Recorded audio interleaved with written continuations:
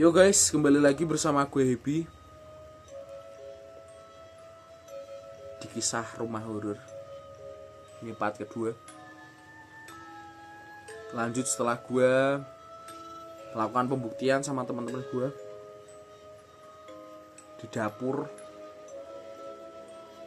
Dan setelah gue ketemu sama teman gue, diceritain bahwa pas gue nongkrong ada kayak kuntilanak, ada kayak pocong.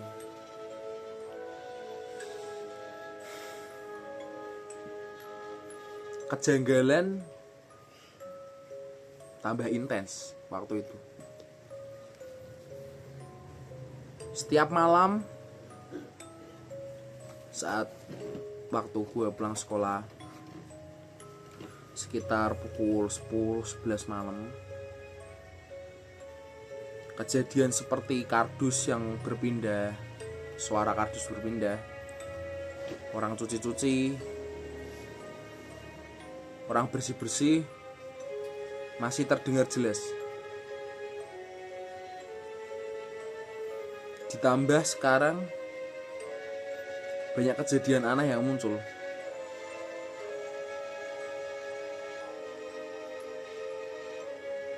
Pada waktu itu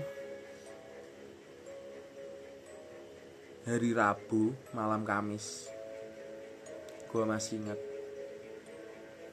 pukul 1 malam, gue gak bisa tidur. Gue berbaring di kasur, gue tengok kanan kiri gue, kayak ada sesuatu, tapi gue gak tahu sesuatu itu apa. Tiba-tiba kaki gue dingin. Waktu itu gak ada siapapun di rumah, karena adik-adik gue pergi ke rumah nenek gue beserta ibu gue. Jadi gue sendirian di sini.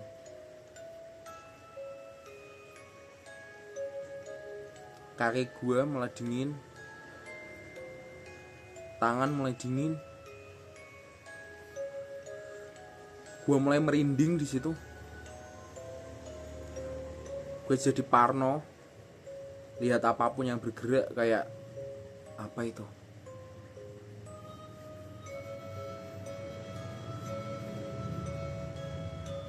Gue kembali lagi ke kamar mandi. Gue basuh muka dan gue berniat untuk sholat malam buat nenangin hati gue.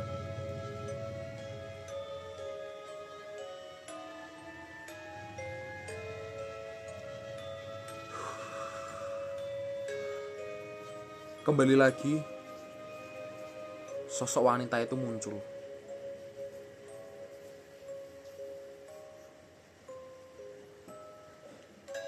Gue hanya bisa berdiri. Dia mematung melihat wanita itu. Dia tepat berada di kasur yang dulu gue pernah lihat. Kembali lagi menatap dapur, tapi dengan kata-kata yang berbeda.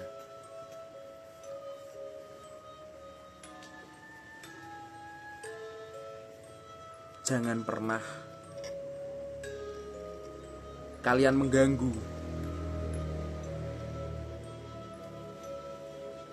Dia menoleh.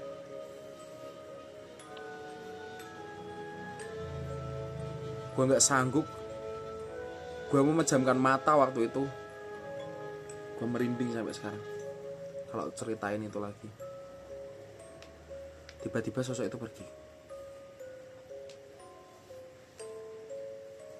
Gue putusin untuk lanjut tetap sholat.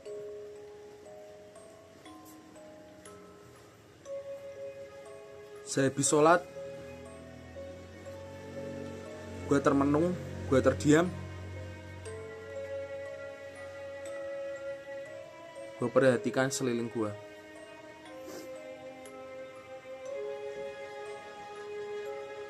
Ngomong-ngomong, gue punya komputer guys. di deket kasur gue. Tiba-tiba komputer itu nyala. Ih, gila banget. Tapi waktu itu gue masih mikir kayak apa nggak sengaja kepencet atau apa. Tapi gue biarin, udahlah. Gue tinggal tidur. Gue udah gak peduli lagi karena besok gue masih harus sekolah. Lanjut, esok harinya gue sekolah seperti normal. Gue pulang, gue nongkrong. Waktu itu temen gue Matra datang ke rumah buat main. Biasa kita gitaran, kita apa gitu. Gak terasa waktu udah menunjukkan sekitar pukul 11 malam dan dia mau pulang.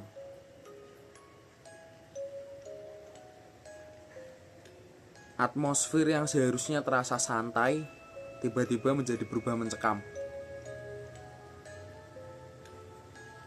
Padahal waktu itu rumah gue rame aja. Orang tua gue ada di sini, adik-adik gue ada di sini, teman gue ada di sini.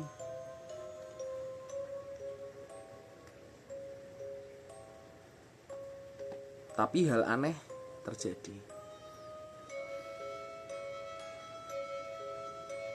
Waktu gue jalan ke dapur, lagi-lagi di tempat yang sama, satu piring jatuh dari rak. Oke, gue mikir karena rumah gue banyak tikus, oke, gak apa-apa, gak masalah. Lanjut, gue bikinin minum temen gue. Kita minum, kita ngobrol. Gue ceritain kejadian sama seperti yang dulu gue ceritain lagi. Mat, gila banget gak sih? Aku weruh wong wedok kuwi meneh di tempat yang sama. Tapi waktu itu dia noleh ke aku. Tapi karena aku gak berani, aku menjamkan mataku.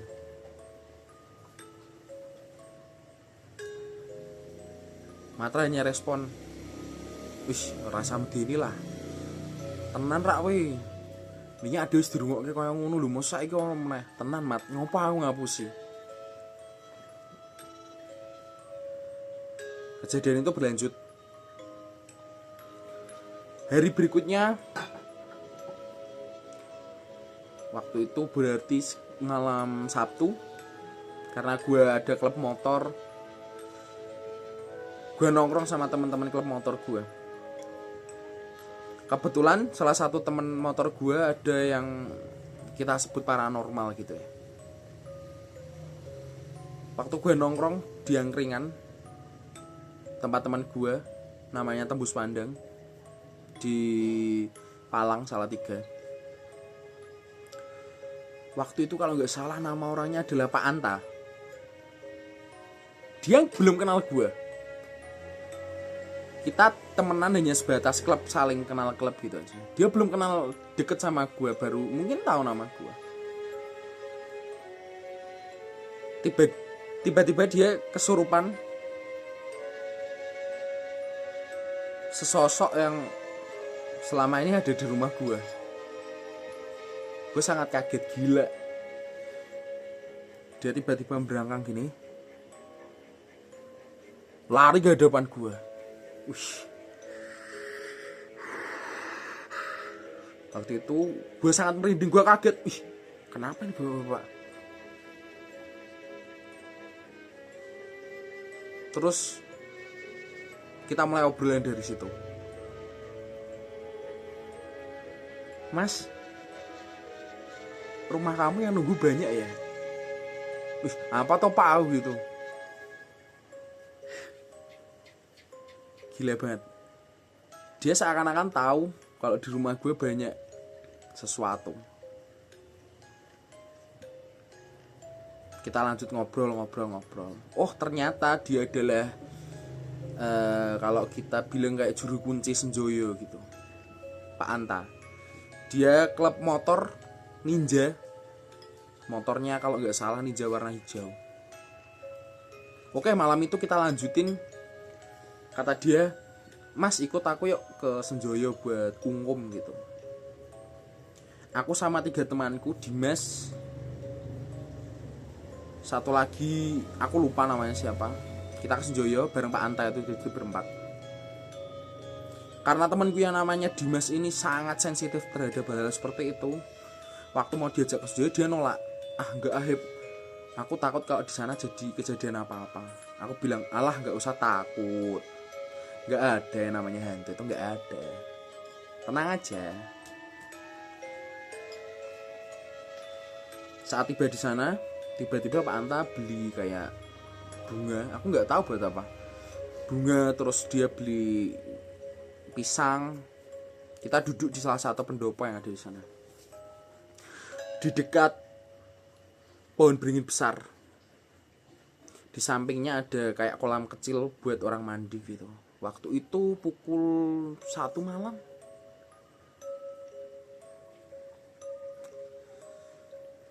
Kita mulai cerita.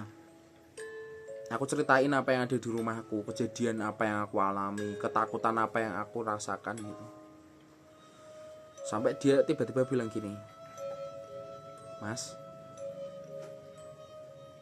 di rumahmu itu ada sosok cewek. Orang tua, dia baik kok." Aku lega kan dengernya. Oh ya udah, mungkin yang kayak ibuku itu yang dimaksud gitu. Oke. Terus gak lama berselang aku diajak kayak ke kuburan yang ada di sana di Senjoyo, itu ada kayak makam gitu. Waktu aku mau masuk, temanku yang Dimas ini dia kesurupan. Tapi dia nggak kesurupan kayak yang teriak-teriak atau apa, enggak, dia diem, bener-bener diem, badannya berat banget, keringet dingin semua. Aku mau angkat dia aja nggak kuat. Sampai waktu itu dia dikasih minum, kita berdoa lah seadanya, terus pulang. Terus aku pikiran, "Pak, coba ke rumahku yuk." Aku mau tunjukin rumahku itu ada apa aja gitu. Sama kalau bisa ya barang yang nggak bagus di sini disingkirin gitulah. Waktu itu sebenarnya aku masih agak ragu ya, kayak beneran nggak sih orang bisa kayak tahu gitu. Tapi oke, dia jalan ke rumahku, dia ikut ke rumahku, jadi kita berempat masih tetap ke rumahku. Waktu itu rumahku sepi karena memang orang tuaku sama adikku sering ke rumah nenekku yang berada di sawahan. Dia duduk, dia minta kopi. Dia minta kopi panas, bener-bener panas. Aku seduhin dia. Dia langsung minum. Habis. Panas, bener-bener panas, aku gak bohong. Aku buatin lagi, diminum.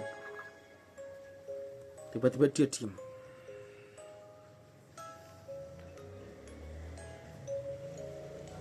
Dia tiba-tiba bilang, "Le, adik-adikmu dijogo ya, Le. Kakak mas lunga. Adik-adikmu dijogo kabeh." Di situ aku merinding ketakutan. Gila, dia kerasukan apa? Dari logatnya, dari gelagatnya persis banget kayak kakekku. Tapi yaudah, aku anggap itu hanya kayak ya udah kebetulan mungkin. Sampai ya udah kita cerita-cerita, kita tukar cerita tentang kisah horor yang terjadi di lingkungan kita. Sampai pada waktu itu pagi hari, dia pulang sekitar jam 7 jam 8. Aku main sama adik-adikku di depan di ruang tamu. Di situ ada aku, pacarku, adik-adikku, lengkap lah pokoknya. Karena adikku ponakan itu ada yang takut dengan lagu Nina Bobo. Aku dengerin lah lagu Nina Bobo itu ke dia. Nina Bobo, oh Nina Bobo. Adikku yang kecil itu takutan. Tapi plot twistnya adalah adikku yang besar tiba-tiba kesurupan. Aku melu-melu, "Mbah, Aku ra melu-melu, Mbah. Mbah, aku ra melu-melu. Aku kaget dong. Ih. Aku harus gimana ini aku? Terus aku buru-buru aku telepon temenku yang namanya Dimas. Dim, tolong telepon ke Pak Anta dong. Adikku Haki kesurupan. Dia kaget kan. Haki kesurupan tenan weh. Tenan Dim, tolong please. Ditelepon ke lah Pak Anta itu. Pak Anta datang kayak bawa kembang 7 rupa gitu. Aku nggak tahu. Kayak namanya kalau nggak salah macan kerah gitu. Terus adikku dipaksa makan kembang itu kayak, kamu makan kembang ini, kamu makan kembang ini kan yang kamu ingin makan, makan. Adikku masih gereng-gereng kayak, wah. Selang beberapa waktu, aku nggak tahu apa yang terjadi setelah itu, karena aku nggak tega lihat adikku kesurupan. Aku masuk ke dalam rumah, adikku sadar. Pak Anta masuk buat katanya melakukan kayak pembersihan gitu. Udah dibersihkan, bla bla bla bla bla bla bla bla bla bla bla bla bla bla bla bla bla. Setelah itu dia bilang sama aku, Le, hati-hati, adikmu ditumbal ke. Aku shock berat. Aku denger itu kayak, siapa yang tega? Tapi apakah juga bener kalau adikku ditumbalkan? Oke, untuk sekarang sekian dulu. Terima kasih.